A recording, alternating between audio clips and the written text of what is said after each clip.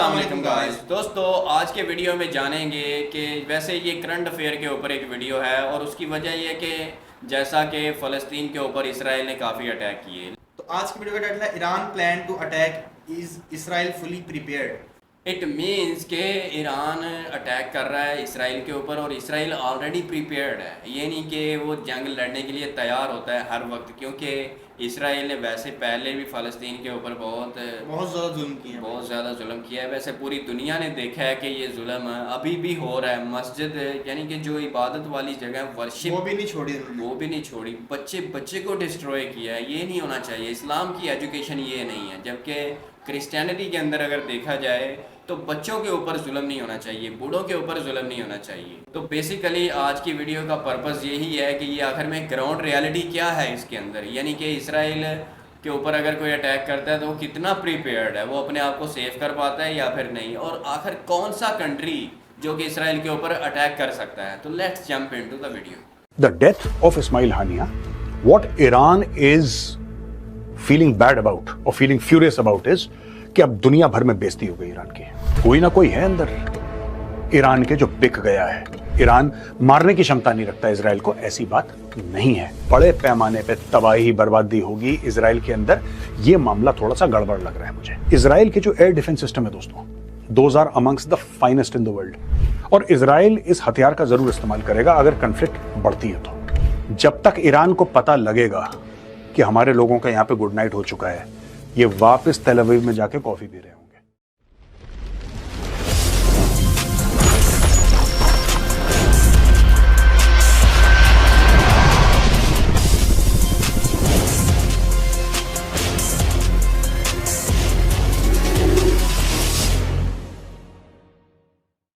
जय हिंद दोस्तों, मैं हूं मेजर गौरव आर्य और आप देख रहे हैं चाणक्य डायलॉग्स। इस वीडियो को लाइक करिए, हमारे चैनल को सब्सक्राइब करिए, बेल आइकन दबाना बिल्कुल मत भूलिएगा। दोस्तों कल का वीडियो बहुत सराहा गया। लोगों ने फोन भी करा, लोगों ने मैसेज भी करा और कमेंट्स में भी उन्होंने बोला कि साहब ये हुआ कैसे, ये जरा बताइए। तो आज का वीडियो जो है दोस्तों पूरा एनालिसिस का वीडियो है, और अगर इसका पूरा मजा लेना और पूरी बात सीखनी है तो मैं आपसे रिक्वेस्ट करूंगा इस वीडियो को एंड तक देखिएगा। तो दोस्तों खबर कुछ ऐसी है कि तेहरान में, एग्जैक्टली इधर जहां पे मेरा ये पॉइंटर स्टाफ दिखा रहा है, तेहरान में इस्माइल हानिया को गुड नाइट बोल दिया जाता है। इसमें दो फैक्टर्स हैं। उसको मारा कैसे? अब ये बात अभी तक क्लियर हो गई है कि कोई एक्सप्लोजिव डिवाइस से वो मारा गया। ऐसा नहीं कि चार बंदा आया और ठां ठां गुड नाइट, ये नहीं हुआ। उसको एक रॉकेट से मारा गया, कोई एयरबॉर्न प्रोजेक्टाइल था जिससे मारा गया। अब देखिए, तेहरान जो है वो यहां पे है, राइट, और क्योंकि उसके बिल्कुल बेडरूम के अंदर मिसाइल घुसी है तो साइड की वॉल से ही घुसी होगी। हम ये मान के चलते हैं कि साइड की वॉल से घुसी होगी, ये हम मान के चल रहे हैं, कुछ हम अजम्पशंस लेके चल रहे हैं, बिकॉज पूरी बात अब वो जब ईरानी अगर सच बताते हैं तो बताते हैं अभी के समय हमें यही लग रहा है कि सब साइड की वॉल से या विंडो से वो मिसाइल गई होगी। पहली चीज। दूसरी बात यह है कि ये जो एरिया है जाहिर सी बात है बिल्ट अप एरिया है, यानी कि आसपास भी उसके घर होंगे, अकेला घर तो होगा नहीं बीच में। तीसरी चीज जो बड़ी इंपॉर्टेंट ये है कि ये अगर हम सोचते हैं कि इजराइल ये इजराइल है, यहां से इजराइल कोई मिसाइल फायर कर रहा है और यहां पे आके घर के अंदर घुस रही है, तो इतनी एक्यूरेसी तो भाई अमेरिका के पास भी नहीं है, ठीक है।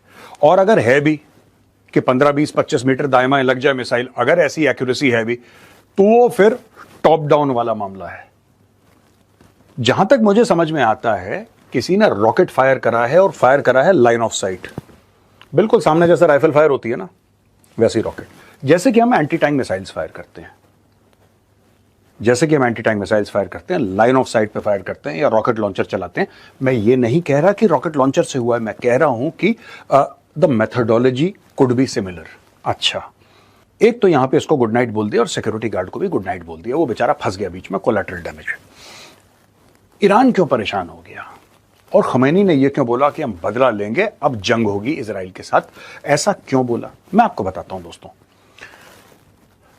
चाहे डायरेक्टली सपोर्ट करे ना करे, जो मुस्लिम स्ट्रीट है, मुस्लिम स्ट्रीट की बात कर रहा हूं मैं, ये जो शेख हैं, अमीर हैं, बादशाह हैं, सुल्तान हैं, मैं उनकी बात नहीं कर रहा, मैं स्ट्रीट की बात कर रहा हूं, जो सड़क वाले लोग हैं, जो आम लोग हैं, वो फिलिस्तीन को बहुत ज्यादा सपोर्ट करते हैं जो मुस्लिम्स हैं, और वो मुस्लिम्स दुनिया में कहीं पर भी हों, फिलिस्तीन के लिए एक खास जगह है दिल में।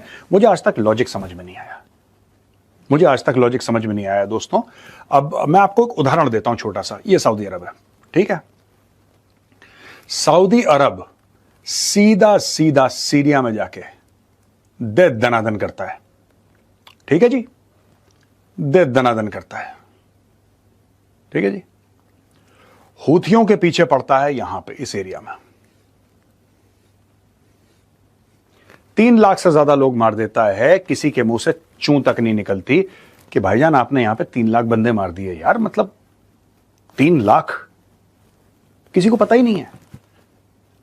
लेकिन यहां पे एक बड़ा इमोटिव इशू है, बड़ा इमोशनल इशू है, और इससे बड़ा इमोशनल इशू ये है कि ईरानियों को अब, क्योंकि ये तो पूरी दुनिया से पंगा ले रहे हैं, ईरानी जो हैं वो अमेरिका से पंगा ले रहा है, यूरोप से पंगा ले रहा है, वो इजराइल से पंगा ले रहा है। सारी दुनिया के सामने एक अकेला मुल्क खड़ा हुआ है, वेस्टर्न जिसको कहते हैं कि सिविलाइजेशन के आगे, ईरान। और ईरान सबको कह रहा है कि मैं देखना इनकी खिड़कियां खड़काता हूं। वहां ईरान के अंदर घुस के ईरान के स्टेट गेस्ट, और स्टेट गेस्ट से कम उसकी औकात नहीं थी, स्टेट गेस्ट से कम उसकी औकात नहीं थी, स्टेट गेस्ट को निपटा दिया।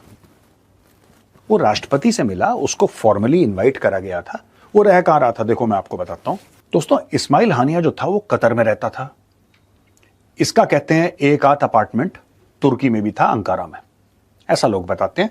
लेकिन इसकी परमानेंट रेजिडेंसी कतर की थी। 3-4 अरब डॉलर का मालिक, रईस, वेरी रिच। ये सारे के सारे हमास के जो टॉप ब्रास हैं, ये these are very rich people. मतलब इनके पास डॉलरों की कमी नहीं है, गाड़ियों की, नौकर चाकर महल की कमी नहीं है। हाँ, वो फिलिस्तीनियों को मरवाते रहते हैं, लेकिन they themselves are extremely rich, they are billionaires. आप चेक कर सकते हैं इंटरनेट पे जाके। एनीवे, यहां से बंदा फ्लाइट पकड़ता है और सीधा पहुंचता है तेहरान, ठीक है जी। और तेहरान में ये प्रेसिडेंट के इनॉग्रेशन में जाता है। इसका मतलब इसको इन्विटेशन मिला होगा, और अगर प्रेसिडेंट यानी कि head of state of Tehran से इन्विटेशन मिला, इसका मतलब ये स्टेट गेस्ट है। जैसे दूसरे प्रधानमंत्री आ रहे हैं, राष्ट्रपति आ रहे हैं, जिनके साथ भी इनके अच्छे संबंध हैं, फॉरेन मिनिस्टर्स आ रहे हैं, उस लेवल का इसको प्रोटोकॉल दिया गया। और है भी है सो कॉल्ड कोट अनकोट फिलिस्तीन मूवमेंट का हेड, सो कॉल्ड है, हमास का पॉलिटिकल हेड था ये। लेकिन लोगों के दिमाग में तो ये कि साहब यही है जो फिलिस्तीन का पूरा जो जंग चला रहा है, एवरीथिंग। अच्छा, ईरान के जो कैपिटल है तेहरान, इसके बीच में मारना ये ईरानियों के लिए बड़ी बेइज्जती है कि आपके मेहमान को मार दिया और आपको पता नहीं लगा, आप उसको बचा नहीं पाए, आप उसकी हिफाजत नहीं कर पाए। Iran is feeling insulted more than the death of Ismail Haniyeh. Ismail Haniyeh की डेथ तो इंपॉर्टेंट है, लेकिन more than the death of Ismail Haniyeh, what Iran is feeling bad about और फीलिंग फ्यूरियस अबाउट इज कि अब दुनिया भर में बेइज्जती हो गई ईरान की। एक और चीज ईरान को पता है, और ये ईरान धीरे धीरे, मैं आज आपको बता रहा हूं, आप देखना कि महीने भर के अंदर कुछ ना कुछ खबर निकलेगी। अगर निकलती है तो एक खबर जरूर निकलेगी कि इसको आखिर मारा कैसे। अगर आप इजराइल से, इजराइल यहां पे है, अगर आप इजराइल से या फिर आप जॉर्डन से या इराक से या सऊदी अरब से कहीं और से मिसाइल मारते तो एक बात समझ में आती कि साहब आसपास के लोगों ने धोखा। ये मिसाइल बगल से मारी है, ये मिसाइल बगल से मारी है, ये हवाई जहाज से नहीं मारी है, ये किसी ने जमीन पे रख के या पैरेलल उससे रख के ठोकी अंदर, जहां तक हमें पता लग रहा है अभी। I could be wrong in my analysis, but जहां तक पता लग रहा है कि सामने से मारी है। ये घुसा कैसे मिसाइल लेके अंदर कोई बंदा? यानी इनकी जेल में सुरंग है। उस शोले वाला डायलॉग याद है ना, इनकी जेल में सुरंग है भाई। कोई ना कोई है अंदर ईरान के जो बिक गया है, कोई ना कोई है जिसको मोटे पैसे मिले हैं इजराइल से, कोई ना कोई है जिसने पूरी सिक्योरिटी लीक करी है। क्योंकि ऐसा हो ही नहीं सकता। आप एक सेफ हाउस में बैठे हैं, इस्लामिक रिपब्लिकन गार्ड आपको सुरक्षा दे रही है, आपको सिक्योरिटी दे रही है, आप एक हेड ऑफ स्टेट हैं। आप इन सब के लिए, पाकिस्तान के लिए भी, अफगानिस्तान के लिए भी, तुर्कमेनिस्तान, उज्बेकिस्तान, तजाकिस्तान, किर्गिस्तान, ठीक है, इराक, सीरिया, ये सब के लिए, ठीक है, सऊदी अरब की बात नहीं कर रहा मैं यहां पे, लेकिन ये यहां पे कतर, आप इन सब के लिए हीरो हैं। आप इन सब के लिए हीरो हैं। तो भाई अगर इसको टपका दिया, इसको गुड नाइट बोल दिया, तो ये बड़ी बेइज्जती। अच्छा, अब इन्होंने बोला ईरान ने कि हम अटैक करेंगे। अब मैं आपको पूरे वीडियो में यह बताऊंगा कि अगर ईरान अटैक करता है तो कैसे करेगा। ठीक है, पहली चीज दोस्तों, इनके पास F4, F5, सुखोई 24, मिग 29, ये कुछ जेट्स हैं इनके पास, फाइटर जेट्स। अगर ये हवाई हमला करते हैं और ये ईरान से करते हैं, ये तेहरान टू तेल अवीव पकड़ लेते हैं दोस्तों, मोटा मोटी डिस्टेंस पकड़ लेते हैं। ये तेहरान है, ठीक है, और यहां पे तेल अवीव है। इसके बीच में लगभग 1900 किलोमीटर का फासला है, लगभग, राइट, विच मींस आना जाना 3800 kilometre. Without mid air refuelling it is impossible. ठीक है, तो ये अपने फाइटर जेट से अटैक करेगा इजराइल के ऊपर, मुझे नहीं लगता। अब ये मीडिया पूरा, इसके पास इतने जेट हैं, इसके पास इतने जेट हैं, इसके पास इतनी पनडुब्बी हैं, इसके पास, ये मीडिया यही सब बातें करता रहता है। इसके पास इतनी फौज है, उससे क्या होगा, किसके पास कितनी भी फौज है। बात यह है कि आपके बॉर्डर नहीं मिलते हैं। आज की तारीख में रशिया है यहां पे, ये पूरा रशिया है। रशिया क्यों सक्सेसफुल हो गया? रशिया इसलिए सक्सेसफुल हो गया क्योंकि यूक्रेन के साथ उसका बॉर्डर मिलता है। यहां से लो, इनका बॉर्डर तो मिलता ही नहीं। ईरान यहां पे है, इजराइल यहां पे है। अगर ये यहां से भी अटैक करता है तो उसको इराक के थ्रू जाना पड़ेगा, यहां पे इसको जॉर्डन के थ्रू जाना पड़ेगा, राइट, या फिर सीरिया के थ्रू जाना पड़ेगा, फिर यहां से आएगा। सऊदी अरब अलाउ नहीं करेगा, जॉर्डन अलाउ नहीं करेगा। ये आएंगे कैसे? इनकी मिलिट्री को, अगर ये टैंक भेजेगा यहां से, क्या ये टैंक भेजेगा? आप खुद सोचिए, टैंक भेज नहीं सकता ये यहां से बाहर टैंक निकालेगा, इसके टैंक यहीं पे ठोक दिए जाएंगे, ईरान के बाहर यहीं पे ठोक दिए जाएंगे। दुनिया भर की फोर्सेस यहां पे इकट्ठा होकर ईरान को थैंक यू बोल देंगे। क्या ईरान के फाइटर जेट्स यहां से मार सकते हैं इतनी दूर? नहीं, क्योंकि उनको मिड एयर रिफ्यूलिंग करनी पड़ेगी। और मुझे नहीं पता कि उनके फाइटर जेट्स अब किस स्टेट में हैं, क्योंकि हर चीज पे इनके सैंक्शंस लगे हुए हैं। तो इनकी एयरफोर्स का बंटाधार हो रखा है।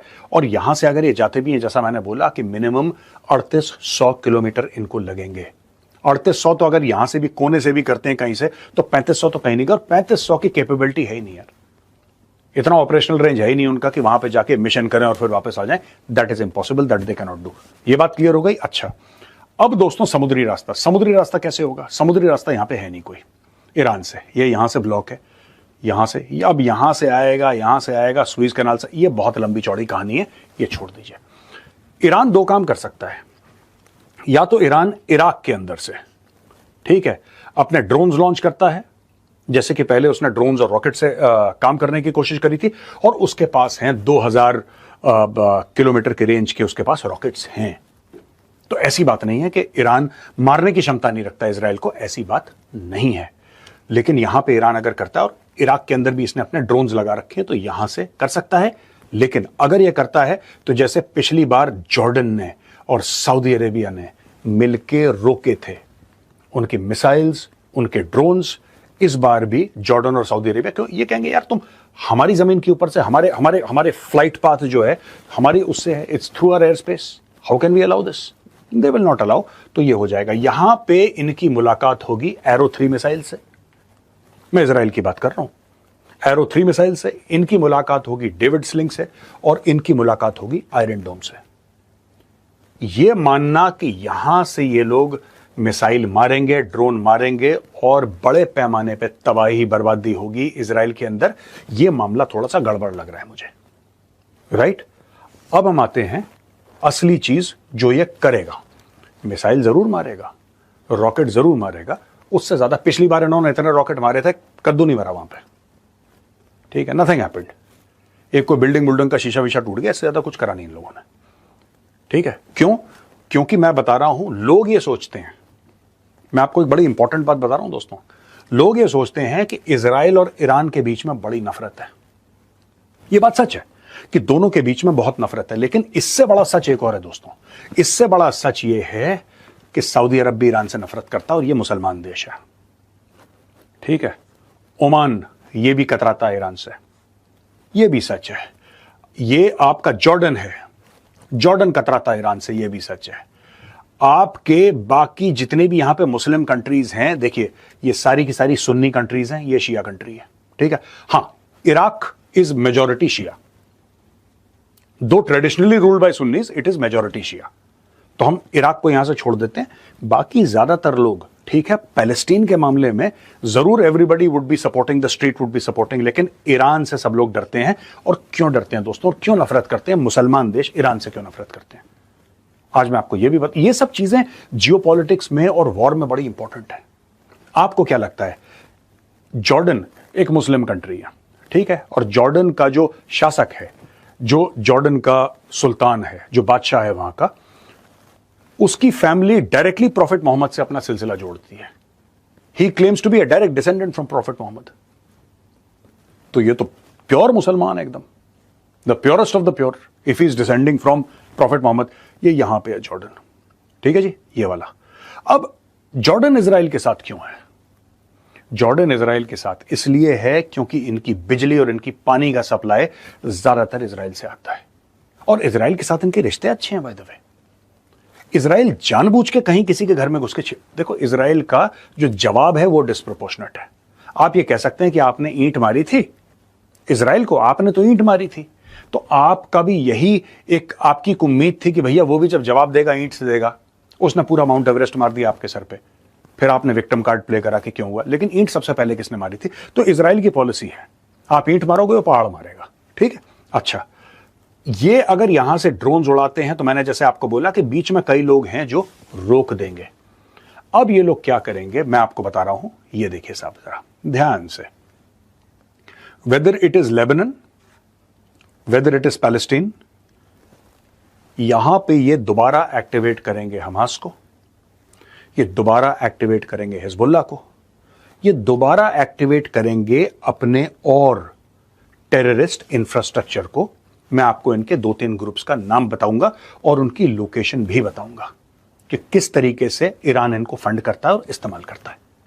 दोस्तों, अंसारुल इस्लाम एक टेरर ग्रुप है जिसको ईरान न सिर्फ फंड और ट्रेन करता है, उसको इक्विप भी करता है, उसको ऑपरेशनल डायरेक्शंस भी देता है, और इस्लामिक रिपब्लिकन गार्ड IRG है ना, ये इनको पूरा का पूरा कंट्रोल करता है। That is how Iran controls. तो अंसारुल इस्लाम जो था ये पहले इराक में था एक्टिव, इस एरिया में, यहां पे अमेरिकन के ऊपर अटैक करना, इसके ऊपर उसके ऊपर अटैक करना, ये सारी फोर्सेस के ऊपर अटैक करना। लेकिन अब कुछ साल पहले अंसारुल इस्लाम शिफ्ट हो गया Syria. They have now shifted to Syria. इनके ऑपरेशन सीरिया के आ गए हैं पास में, यानी कि सीरिया के अंदर हैं बट ये इधर हैं। तो यानी कि इनके लिए यहां पे अगर ये जैसे ये लेबनान यहां पे है, इनके लिए लेबनान पार करके, सीरिया से लेबनान पार करके इजराइल को हिट करना इनके लिए मुश्किल नहीं है।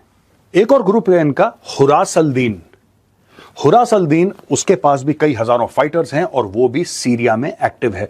इस ग्रुप को भी ईरान ने पैसे दिए हैं, ईरान ने फंड किया है, ईरान ने हथियार दिए हैं, ईरान ने पैसा डॉलर दिए हैं, और ईरान उनका इंफ्रास्ट्रक्चर बना के उनको भी कंट्रोल करता है। दोस्तों, हुथी रिबेल्स हैं यहां पे यमन में, आपको तो पता ही है हुथी रिबेल्स यहां पे हैं। वो हुथी रिबेल्स जो हैं वो सुएज कैनाल में आसपास इस एरिया में जो इजराइल का ट्रैफिक है, जो सी बेस्ड ट्रैफिक है, which is going from various ports in Israel including Haifa, क्योंकि हाइफा का यहां से भी जाएगा, कहीं से भी आएगा, wherever it can, right, and this is the Suez canal right here my friends. इसको अटैक कर सकते हैं हुथी रिबेल्स, और यहां पे अपने इस पूरे एरिया में ये लोग अपना दबाव डाल सकते हैं। मैं आपको बता रहा हूं किस तरीके से कोऑर्डिनेटेड अटैक हो सकता है ईरान की तरफ से। तो दोस्तों, ये था ओवरऑल लेआउट, किस तरीके से ईरान हमला कर सकता है। अब उन्होंने बोल दिया, यलगार हो गई है, उन्होंने बोल दिया कि साहब हम इजराइल पर अटैक करेंगे। मैं फिर कहता हूं कि मुझे बहुत मुश्किल लगता है, नामुमकिन तो नहीं कहूंगा मैं, लेकिन मुझे मुश्किल यह लगता है कि ये लोग अपने टैंक दौड़ा देंगे इजराइल के ऊपर। बहुत मुश्किल है। और मुझे यह भी मुश्किल लगता है कि ये लोग अपने फाइटर जेट्स भेजेंगे, जबकि भेज सकते हैं, ऐसी बात नहीं है। मुझे मुश्किल लगता है, हो सकता है मेरा एनालिसिस गलत हो, लेकिन अपनी लैंड फोर्सेस भेजना, अपनी लैंड फोर्सेस भेजना, crossing Iraq, crossing Syria, crossing Jordan, then landing up in, no no, very very very very unlikely, very unlikely. और यहां पे इजिप्ट है दोस्तों, और इजिप्ट और वैसे ही इजराइल की सांठगांठ है। They have a treaty, they have signed it, they are at peace. थोड़ा बहुत तू मैं फोन पे एक दूसरे को गाली दे देते हैं, लेकिन इससे ज्यादा इनके बीच में कुछ होता नहीं है, दोनों फिट हो रखे हैं। तो ये पूरी चीज हमें समझने की जरूरत है दोस्तों कि किस तरीके से ईरान ने ये बोला है कि हम हमला करेंगे, किस तरीके से हमला करेगा, कौन कौन से एलिमेंट्स, कौन कौन से टेरर ग्रुप्स को, या फिर कौन कौन सी मिसाइल यूज करेगा वो। दोस्तों ईरान की एक मिसाइल है शहाब 3, और अगर ईरान शहाब 3 मिसाइल इराक के किसी कोने से या यहां से इजराइल के ऊपर चलाता है तो 1300-1400 किलोमीटर की मारक क्षमता उसकी है।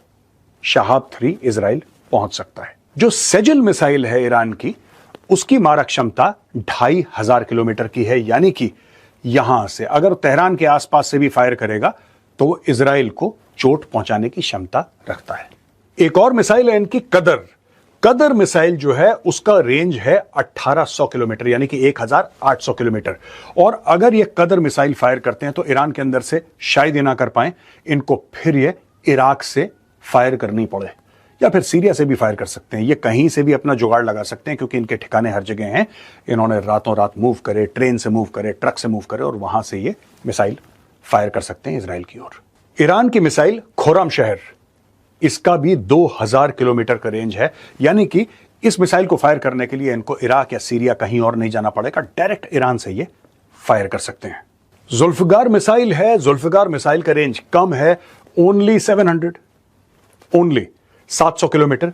तो अगर हां सीरिया के अंदर कहीं डमास्कस के आसपास या लेबनान के आसपास से फायर करते हैं, हो सकता है ये हिजबुल्ला के साथ शेयर करें और वो अटैक करवा सकते हैं थ्रू हिजबुल्ला और through their forces in Syria, specially the south of Syria, south oblique west Syria से वो इजराइल के ऊपर अटैक करवा सकते हैं। 700 किलोमीटर है, बहुत है उस मिसाइल के लिए रेंज, वो एरिया बहुत है, वहां से आराम से पहुंच जाएगा वो। और दोस्तों इसकी आखिरी मिसाइल जिसके बारे में बताऊंगा, खुर्रम शहर 4। खुर्रम शहर 4 कैन कैरी मल्टीपल वॉरहेड्स, यानी कि एक मिसाइल के अंदर कई सारे वॉरहेड्स हैं, मल्टीपल वॉरहेड्स हैं, they can engage multiple target simultaneously. इस रेंज का मिसाइल है 2000 किलोमीटर, यानी कि इस मिसाइल को भी इस्तेमाल करने के लिए डायरेक्टली ईरान से ये फायर कर सकते हैं इजराइल की ओर। लेकिन जैसा मैंने बताया, इजराइल के जो एयर डिफेंस सिस्टम है दोस्तों, those are amongst the finest in the world, amongst the finest in the world. ठीक है, इजराइल के पास जैसा मैंने बोला एरो 3 मिसाइल्स हैं, वो आगे लगी हैं, थोड़ा अंदर उसके डेविड स्लिंग लगा है, और बिल्कुल पास उसके आयरन डोम लगी है। इन तीनों को पार करके आना मुश्किल है, नामुमकिन नहीं कहूंगा, क्योंकि इजराइल के ऊपर पहले भी मिसाइल गिरा चुके हैं, हमास वाले गिरा चुके हैं, सब लोग गिरा चुके हैं, लेकिन बहुत मुश्किल हो जाता है। When all these 3 are in action it becomes very very difficult. लेकिन आखिरी चीज जो मैं आपको आज बताना हूं वो ये बता रहा हूं कि इजराइल के पास एक 5th जनरेशन एयरक्राफ्ट है दोस्तों, और क्यों इंपॉर्टेंट है ये, और इजराइल इस हथियार का जरूर इस्तेमाल करेगा अगर कॉन्फ्लिक्ट बढ़ती है तो। They have the F-35, Lockheed Martin का F-35 is the most advanced 5th generation fighter aircraft in the world, the most advanced. हवाई जहाज बड़ा है, हवाई जहाज बड़ा है, लेकिन दोस्तों रडार पे दिखता नहीं है। ये 5th जनरेशन है, ये स्टेल्थ है। लोग कहते हैं कि इतना बड़ा हवाई जहाज जब उड़ता है रडार पे तो आपको लगता है जितना गोल्फ बॉल या टीटी बॉल, टेबल टेनिस की बॉल आपने देखी, उससे थोड़ा सा बड़ा साइज ऐसे दिखता है, तो आपको पता ही नहीं लगता एयरक्राफ्ट आ रहा है, और खुले में उड़ेगा और रडार में पता नहीं लगेगा। यहां पे अगर लॉन्च करता है इजराइल यहां से, ठीक है जी, यहां से इजराइल लॉन्च कर रहा है अपने F-35 की एक उन्होंने स्क्वाड्रन लॉन्च करी, वो लोग गए सीधा यहां पे बॉम्ब करके आ गए। जब तक ईरान को पता लगेगा कि हमारे लोगों का यहां पे गुड नाइट हो चुका है, ये वापस तेल अवीव में जाके कॉफी पी रहे होंगे। That is the capability of F-35। क्या ईरान के पास कोई ऐसी चीज है कि वो F-35 को गिरा दे? बिल्कुल है, बिल्कुल ईरान के पास है। लेकिन वो हवाई जहाज F-35 को आसमान से गिराना आप तब गिराओगे जब वो दिखेगा। सबसे बड़ी बात है, रडार में पकड़ में नहीं आता वो, आप लॉक ऑन कैसे करोगे उसके ऊपर?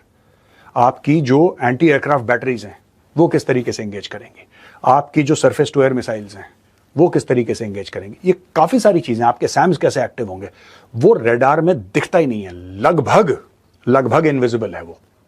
As I said, the size of a golf ball, almost impossible to catch it. This is American technology, और इनके पास, और इन भाइयों के पास कोई टेक्नोलॉजी नहीं है, इनके पास वही पुराने लद्दड़ से जहाज हैं, ठीक है जी। और वो जहाज जो है वो अब कितने उड़ते हैं कितने नहीं उड़ते, nobody knows, but this is what is likely to happen in the next 1 week or so. देखते हैं क्या होता है।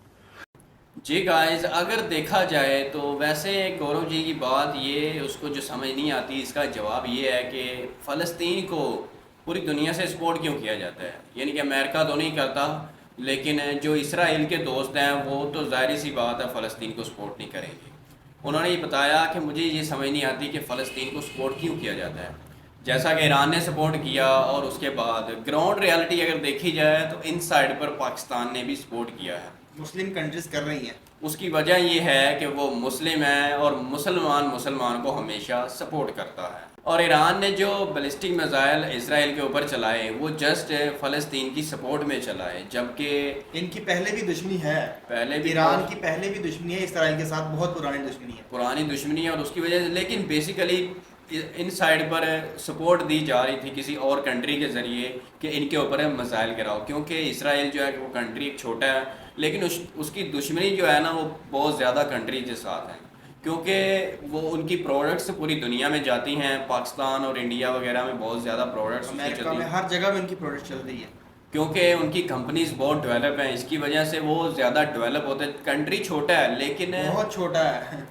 और उसकी वजह यह है कि वो छोटा होने की वजह से प्रोडक्ट्स अपनी ज़्यादा सेल करके ग्रोथ पकड़ता है, और सपोर्ट उसको मुसलमान ही कर रहे हैं, उनकी प्रोडक्ट्स का बाइकआउट नहीं करते। जबकि उनके साथ एक दुश्मनी चल रही है ना, तो उनकी प्रोडक्ट्स का बाइकआउट करना चाहिए। वैसे तो कई कंट्रीज में हो रहा है, प्रोडक्ट्स का बाइकआउट किया हुआ है, लेकिन इसराइल बहुत ही ख़तरनाक है, ज़्यादातर मुसलमानों के लिए ख़तरनाक है, क्योंकि उनको बहुत नुकसान पहुंचाता है। जैसा कि आप देख रहे हैं फ़लस्तीन के अंदर इतना ज़्यादा जुल्म कर रहे हैं और कोई भी कंट्री फुल सपोर्ट नहीं कर रहा। यानी कि सपोर्ट करते तो हैं लेकिन बाइकआउट कर देते हैं, लेकिन डायरेक्ट उनके साथ बैटल नहीं स्टार्ट की जाती। अब ईरान ने जब मिसाइल चलाए उनकी तरफ तो फिर कुछ लोगों को अकल आई और कुछ कंट्रीज़ को समझ आई कि भी ये सपोर्ट इनकी करनी चाहिए। आखिर जहाँ मर्जी चले जाओ, इंसानियत तो इंसानियत होती है। और अब फिर वो कर रहे हैं, प्लान कर रहे हैं अटैक का, प्लान कर रहे हैं, लेकिन प्लान इस तरीके से कर रहे हैं कि अटैक किया जाए, लेकिन अटैक होगा नहीं, बहुत मुश्किल है। उसकी वजह ये कि अमेरिका इसके अंदर ज़रूर इन्वॉल्व होता है, क्योंकि वो नहीं चाहता कि इसराइल के ऊपर अटैक किया जाए। उसके जो रिलेशनशिप है वो बहुत स्ट्रॉन्ग है